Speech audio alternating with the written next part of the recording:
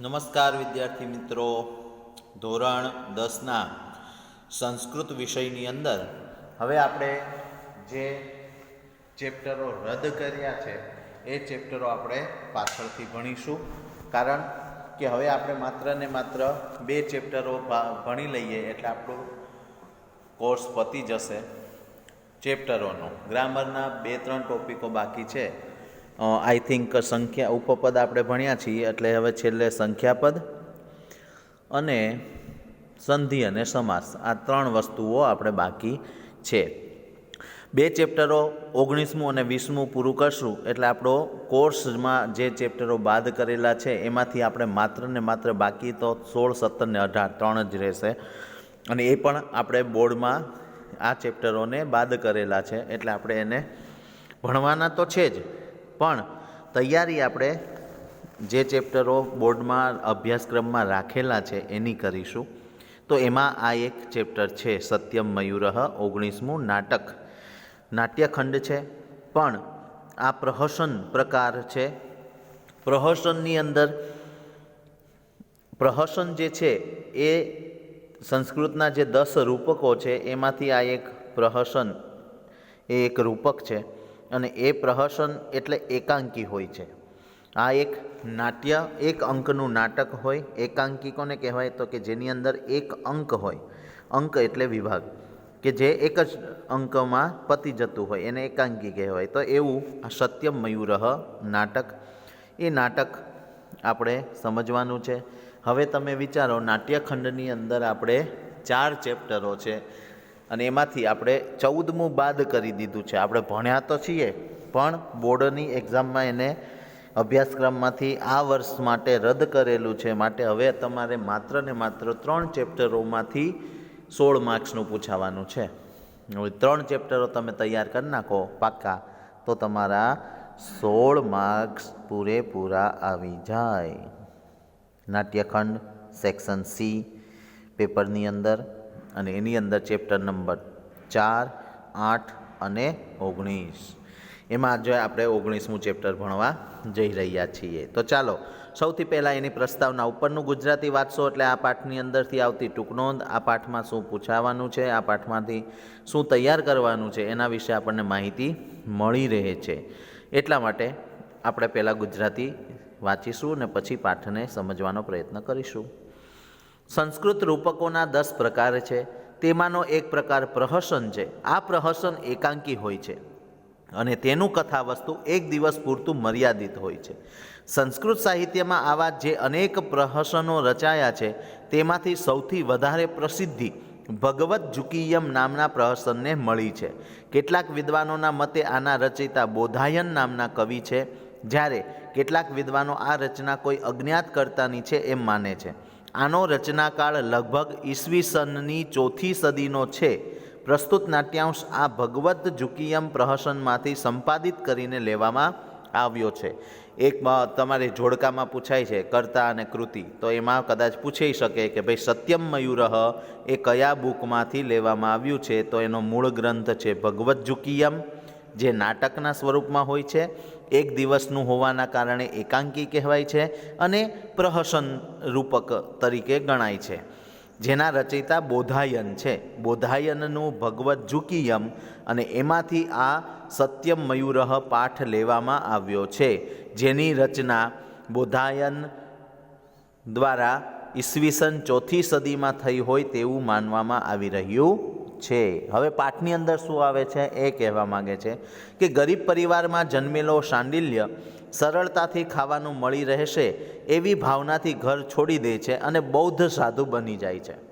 એટલે આની અંદર શાંડિલ્ય જે છે એ એક ગરીબ પરિવારમાં જન્મેલો વ્યક્તિ છે અને એ સાધુ બની જઈએ તો સરળતાથી ખાવાનું મળી રહે એવી ભાવનાથી તે સાધુ બને છે, ઘરનો ત્યાગ કરે છે.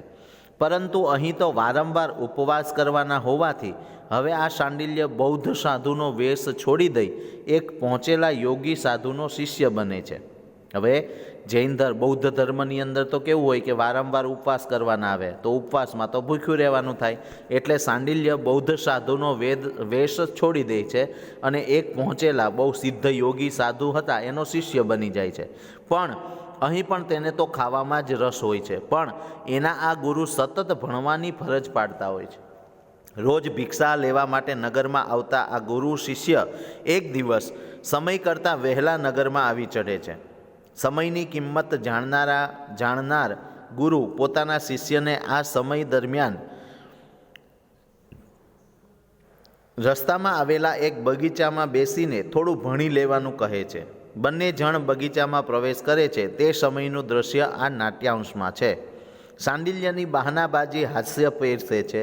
આ સંવાદ ઉપરથી એ વાતનો ખ્યાલ આવે છે કે બાળપણમાં માતાએ કહેલી વાતોની કેટલી ગંભીર અસર માનવીના જીવન ઉપર પડતી હોય છે. માણસ ગમે તેટલો મોટો થઈ જાય તો પણ માતાએ કહેલી વાતોથી તેનામાં જે સંસ્કાર પડી ગયા છે તે દૂર થઈ શકતા નથી.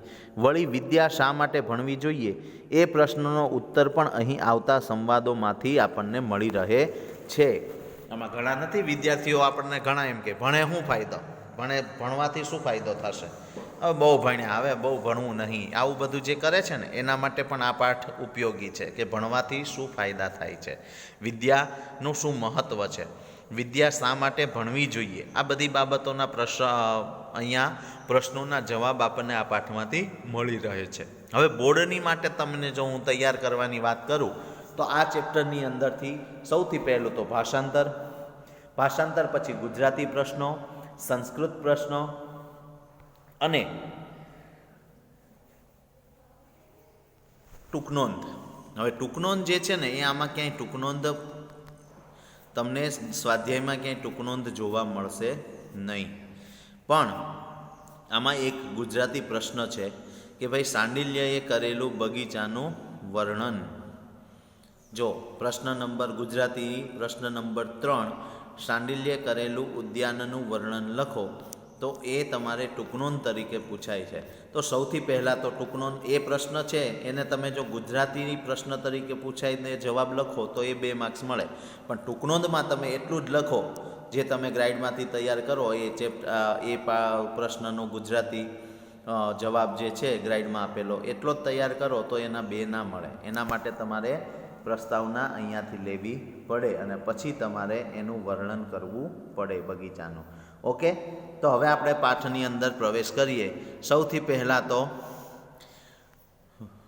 સાંડિલ્ય ભો ભગવાન ઇદમ ઉદ્યાનમ, આ વાત ચાલુમાં એટલે કે અડધેથી આ પાઠ લીધેલો છે, એટલે આની પહેલાં પણ ઘટનાઓ બની ગઈ છે અને એ ઘટના આપણને ગુજરાતીમાં દર્શાવી.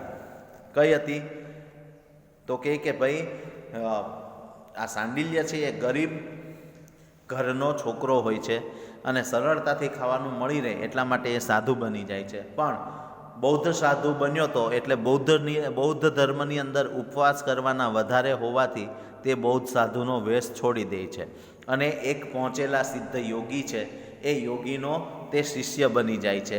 હવે દરરોજ ભિક્ષા માગવા માટે એ ગામમાં નગરમાં જાય, પણ એક દિવસ એવું બન્યું કે ભાઈ ભિક્ષા માગવા ગયા તો ત્યાં સમય કરતાં વહેલા પહોંચ્યા અને સમય કરતાં વહેલા પહોંચ્યા એટલે સમયનો સદુપયોગ કરવાનું ગુરુ એને વારંવાર જ્ઞાન આપતા હતા અને સમયનું મહત્ત્વને ગુરુજી સમજતા હતા.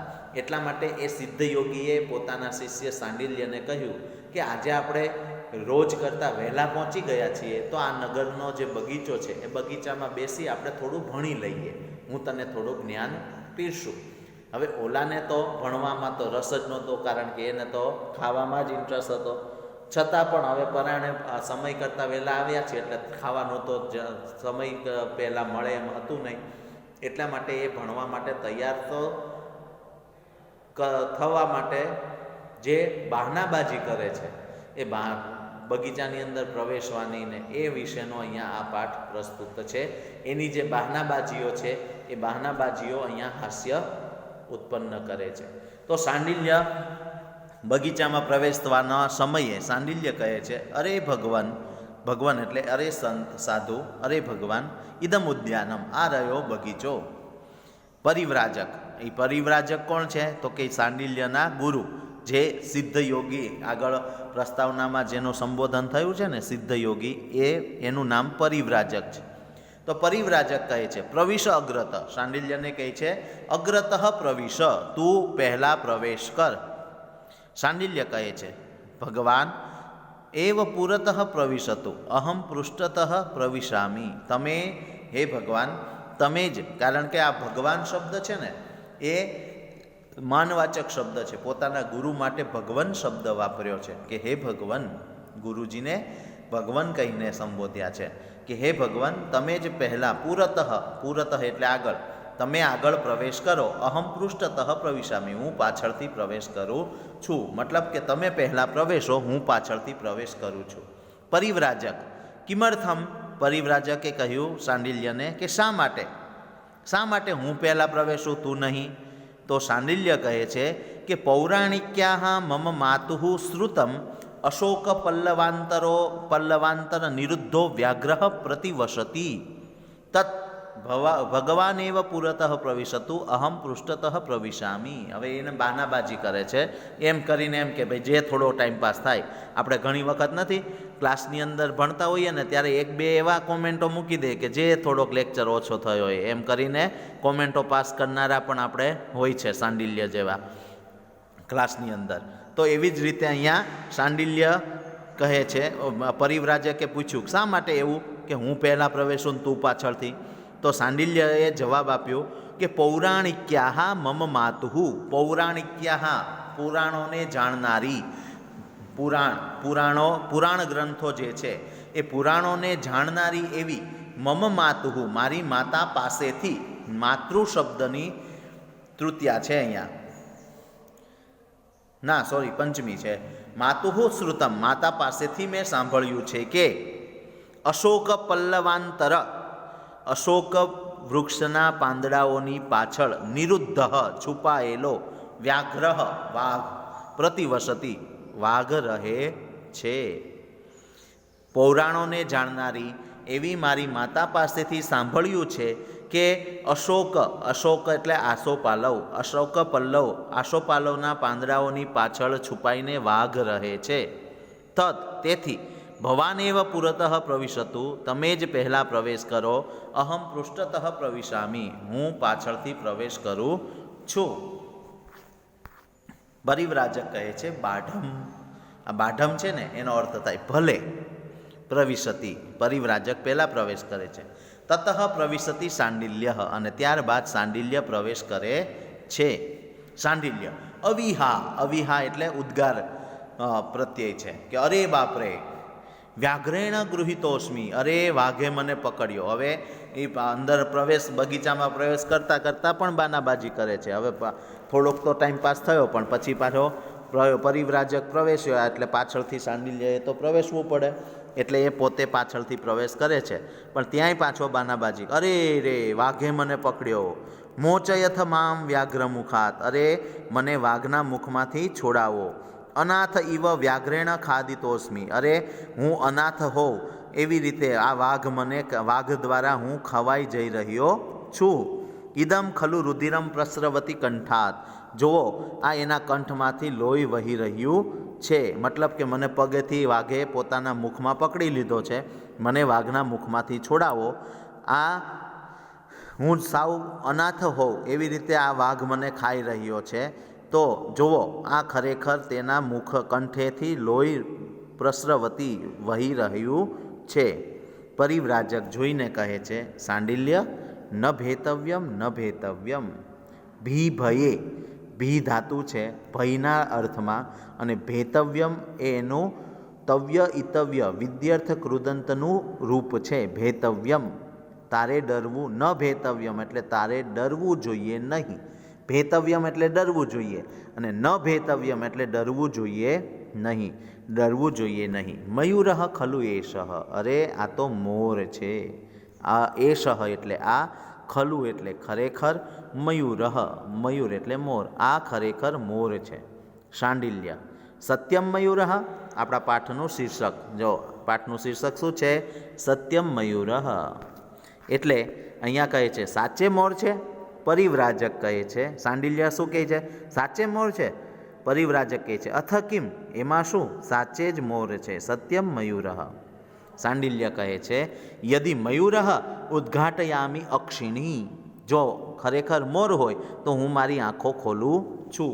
એટલે એને બગીચામાં પ્રવેશ કરતા મોરને જોઈ ગયો એટલે પોતે આંખો બંધ કરીને ડરીને ઊભો રહી ગયો. અરે મને વાઘના મુખમાંથી છોડાવો, આ વાઘે મને પકડી લીધો છે. કારણ કે મારી માતા પાસેથી મેં એવું સાંભળ્યું છે કે આવા અશોક વૃક્ષના પાંદડાઓની પાછળ વાઘ છુપાઈને રહેતો હોય છે અને આપણે અંદર પ્રવેશ્યા એટલે મને વાઘે પકડી લીધો. પણ પરિવ્રાજકે કહ્યું કે અરે તારે ડરવું જોઈએ નહીં, આ તો મોર છે. તો સાંડિલ્ય કહે કે ખરેખર મોર છે? તો પરિવ્રાજક કહે છે કે હા ખરેખર મોર છે. તો સાંડિલ્ય કહે છે કે જો ખરેખર મોર હોય તો હું મારી આંખો ઉઘાડું. અક્ષિણી, મારી આંખોને ઉદ્ઘાટયામી અક્ષિણી. યદિ મયુર, જો મોર હોય તો અક્ષિણી ઉદ્ઘાટયામી, તો હું મારી આંખોને ખોલું. પરિવ્રાજક છંદતઃ, ભલે ત્યારે. અવિધા, સાંડિલ્ય પાછું. અવિધા દાસ્યાહ પુત્રો વ્યાઘ્રો મદભયેન મયુર રૂપમ ગૃહિત્વા પલાયતે. હી આ એવો ખરેખર રમકડું છે સાંડિલ્ય. અવિધા, અરે બાપરે. દાસ્યાહ પુત્રો, પહેલાંના સમયમાં સંસ્કૃતની અંદર અપશબ્દ કેવો હોય ને તો દાસી પુત્ર કહેવાતો. અરે દાસી પુત્ર એના અર્થમાં વાઘને કહે છે. જોયું? અરે દાસી પુત્રો વ્યાઘ્રો, એટલે કે વ્યાઘ્રહ સંધિ થઈ છે, વિસર્ગનો ઓ થયો છે. પુત્ર, ત્યાં પણ વિસર્ગનો ઓ થયો છે. પુત્રો અને વ્યાઘ્રો બંને ત્યાં વિસર્ગનો ઓ થયો છે. સંધિ છૂટી પડે એટલે થશે દાસ્યાહ, એટલે કે દાસીનો. પુત્ર વ્યાઘ્રહ, દાસીનો પુત્ર વાઘ. મદભયેન, હજી તો એ પોતાની તો તંગડી ઊંચી જ રાખે છે. મિયાભાઈની તંગડી ઊંચી રહે ને એની જેમ કે ભાઈ જોયું, દાસી પુત્ર વાઘ મારા ભયથી મયુર રૂપમ ગૃહિત્વા પલાયતે, મારા ડરથી, આ તો હું કંઈ બોલ્યો નહીં, બાકી મારા ડરથી આ વાઘ મોરનું રૂપ લઈને ભાગી રહ્યો છે. હવે જે વાક્ય આવ્યું એ વાક્ય આખું ને આખું વાક્ય એ બગીચાનું વર્ણન છે. હવે પ્રવેશ કરી લીધો, આંખો ખોલી, એટલે તોય પોતે પાછો બહાનાબાજી કરવા શું કહે છે કે અરે આ તો વાઘે છે ને મારા ડરના કારણે મોરનું રૂપ લઈને ભાગી રહ્યો છે, એમ કરીને અંદર પ્રવેશ કર્યો. અને હવે અંદર પ્રવેશતા એણે બગીચાનું વર્ણન કર્યું છે. જે મેં તમને કીધું ને કે ભાઈ સાંડિલ્યએ કરેલું બગીચાનું વર્ણન એવી ટૂંકનોંધ પૂછાતી હોય છે. એટલા માટે આ જે એક લાઈન છે ને એ લાઈન જ ચંપકથી શરૂ થતી જે લાઈન છે એ જ બગીચાનું વર્ણન છે. એટલે યાદ રાખજો. ચંપક કદંબ સપ્તપર્ણ ચંદન તગર ખદીર કદલી સમવકીર્ણમ માલતી લતા મંડપ મંડિતમ સુખાવહ મહો રમણીયમ ખલુ ઇદમ ઉદ્યાનમ. પૂર્ણ વિરામ અહીંયા આવ્યો. ત્યાં સુધીનું આખું વાક્ય કન્ટિન્યુ છે, સામાસિક વાક્ય છે. ચંપક કદંબ સપ્તપર્ણ ચંદન તગર ખદીર કદલી સમવકીર્ણમ માલતી લતા મંડપ મંડિતમ સુખાવહમહો રમણીયમ ખલુ ઇદમ ઉદ્યાનમ. હવે તો કે આ બગીચાની અંદર કેવા કેવા વૃક્ષો હતા? તો કે ચંપક, કદંબ, સપ્તપર્ણી, ચંદન, તગર, ખદીર, ખદીર એટલે ખેર, કદલી એટલે કેળ, સમવકીર્ણ આ બધાથી શોભતું, માલતી લતા મંડપ મંડિતમ માલતી નામની લતાઓના મંડપથી શોભાયમાન, સુખાવહમ સુખનું વહન કરનારો, અહો અરે ખરેખર, રમણીયમ સુંદર રમણીય, ઇદમ ઉદ્યાનમ ખલું એટલે ખરેખર, ખરેખર સુખનું વહન કરનારો આ રમણીય બગીચો છે. ચંપક, કદંબ, સપ્તપર્ણ, ચંદન, તગર, ખદીર, કદલી એટલે કે કેળ વગેરે વૃક્ષોથી શોભતો માલતી નામની લતાના મંડપ દ્વારા શોભાયમાન, ખરેખર સુખનું વહન કરનારો, સુખ આપનારો આ સુંદર બગીચો છે. પરિવ્રાજક, હવે પરિવ્રાજકે આ જે વર્ણન કર્યું ને બગીચાનું એની અંદરથી પણ એને જ્ઞાન આપ્યું છે. પરિવ્રાજકે શું કહ્યું? મૂર્ખ, ક્ષણે ક્ષણે ક્ષીયમાણે શરીરે કિમ તે રમણીયમ. અરે મૂર્ખ, ક્ષણે ક્ષણે એક એક ક્ષણમાં ક્ષીયમાણ નાશ પામનાર, શરીરે શરીરમાં કિમ તે રમણીયમ રમણીયતા શાની? આગચ્છ વત્સ પઠતાવત, આવ પુત્ર આવ શિષ્ય તો ભણ. સાંડિલ્ય કહે છે ન તાવત પઠિષ્યામી, મારે ભણવું જ નથી. પરિવ્રાજક કહે છે કિમર્થમ. સાંડિલ્ય કહે છે પઠનસ્ય તાવત અર્થમ જ્ઞાતુમ ઇચ્છામી, સૌથી પહેલાં તો હું ભણવાના અર્થને સમજવા માગું છું. પઠિત પાઠે હિ, હવે પઠનનો ભણવાનો અર્થ શું થાય એનો જવાબ આપતા પરિવ્રાજક કહે છે પઠિત પાઠે હિ અપી કાલાંતર વિજ્ઞેયા ભવંતી પઠનાર્થા તસ્માત પઠતાવત. ભણેલા પાઠો વડે સમય આવતા જાણી શકાય છે, તેથી તારે ભણવું જોઈએ અને તેથી તું ભણ. સાંડિલ્ય કહે છે પઠનેન કિમ ભવિષ્યતિ, ભણવાથી શું થશે? હવે એને ભણવું જ નહોતું, એ તો ખાવા હાટું સાધુ બન્યો હતો, એટલે આવા બધા તુક્કાઓ બહાનાબાજી કરે છે. પણ છતાં પણ એને જ્ઞાન મળે છે કે પરિવ્રાજક કહે છે શૃણુ, સાંભળ. પઠનેન કિમ ભવિષ્યતિ, ભણવાથી શું થશે એનો જવાબ આપતા કહે છે પઠનેન વિના ન પ્રાપ્યતે વિદ્યા, ભણ્યા વગર વિદ્યા પ્રાપ્ત થતી નથી. અને વિદ્યાનો મહત્ત્વ સમજાયું. ન વિદ્યયા વિના સુખ્યમ નરાણામ જાયતે ધ્રુવમ અતો ધર્માર્થ મોક્ષેભ્યો વિદ્યાભ્યાસમ સમાચરેત.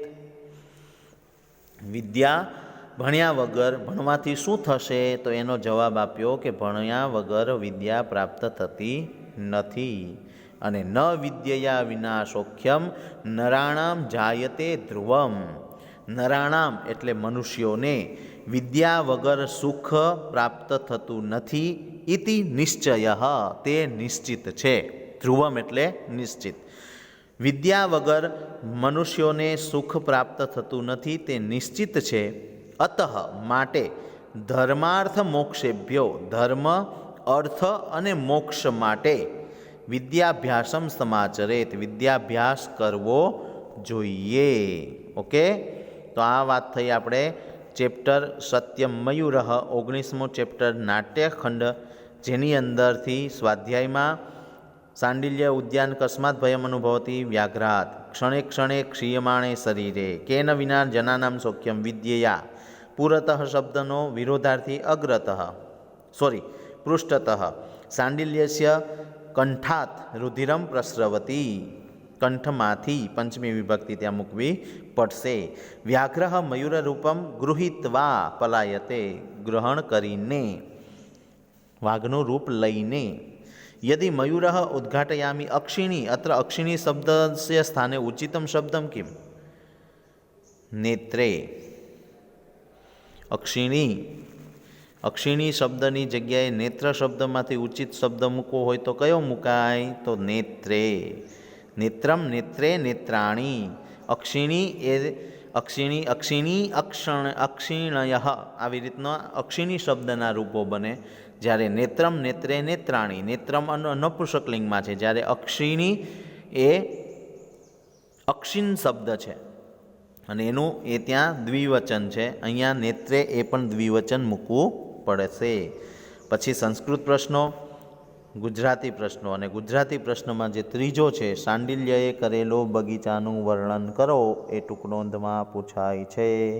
માટે નાટ્યખંડની અંદર 2 ટૂંકનોંધ પૂછાય છે, એટલા માટે ટૂંકનોંધની તૈયારી ખૂબ સારી રીતે કરજો.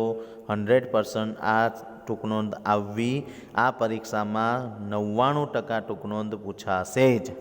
અને એ પણ આ ટૂંકનોંધની વાત કરું છું, કારણ કે નાટ્યખંડની અંદર 2 ટૂંકનોંધ છે અને આગળ તમારે ચોથા ચેપ્ટરની અંદર 2 ટૂંકનોંધ છે અને 8માની અંદર 1 બનાવીને મૂકશે અને 14માં હતી પણ 14માં એ રદ કરેલો છે, માટે તમારે આ ચેપ્ટરની ટૂંકનોંધ આવશે. એટલે ચોથાની 19માંથી ટૂંકનોંધ પૂછાશે, એ 100% છે. માટે આ ટૂંકનોંધને તૈયાર કરજો. ઓકે, તો હવે આપણે ચેપ્ટર નંબર 19નું ભાષાંતર તમને ખ્યાલ આવી ગયો હશે. સત્યમ મયુરઃ પ્રહસન, જેના મૂળ ગ્રંથ છે ભગવદ્જુકીયમ અને એના રચયિતા બોધાયન. ઓકે, ફરીથી મળીશું. કોઈ નવા આની પછીના 20મા ચેપ્ટર સાથે, કારણ કે આની પછી 20મું ચેપ્ટર જ ચાલુ કરવાનું છે. ઓકે, ત્યાં સુધી આ પાઠને સારી રીતે તૈયાર કરજો અને જે બાકી રહેલા ચેપ્ટરો છે એની હું PDF તમને મોકલી દઈશ. ધન્યવાદ.